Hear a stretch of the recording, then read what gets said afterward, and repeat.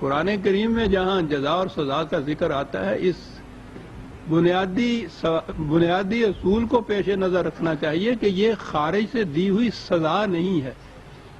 ہمارے ہاں چونکہ تصور سزا کا آیا ہوا ہے، اس وجہ سے صحیح بات ذہن میں نہیں آتی۔ ایسا نظر آتا ہے کہ وہ بس وہ خدا ہے، وہ بعضوں سے ناراض ہو جاتا ہے اور پھر وہ سزا دیتا ہے، جہنم میں ڈال دیتا ہے، کوڑے مارتا ہے، پتہ نہیں کیا کچھ سزا دیتا ہے۔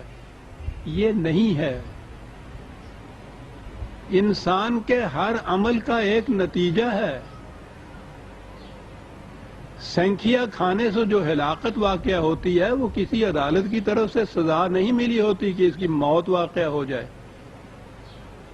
وہ خود اس سنکھیے کے اندر پوشیدہ ہوتی ہے یہ چیز کہ اس کا نتیجہ ہلاکت ہے، اور کھانے والا جو ہے اس کا یہ جو عمل ہے کہ یہ جانتے ہوئے کہ اس سے تباہی آئے گی، وہ پھر اسے کھا لیتا ہے۔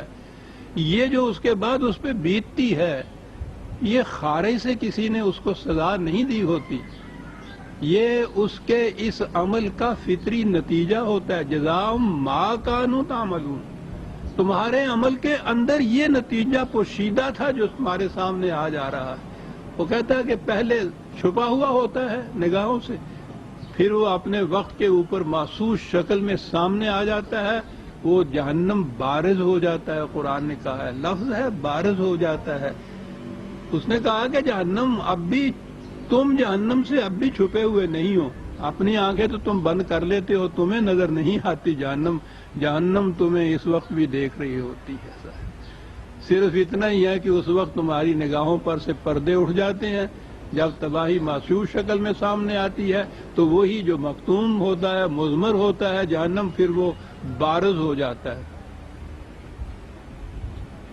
تو یہ ہے قرآن کی روح سے جسے ہم جزا اور سزا کا فلسفہ کہتے ہیں۔ یہ سزا کا لفظ ہی غلط ہے قرآن کے تصور کی روح سے۔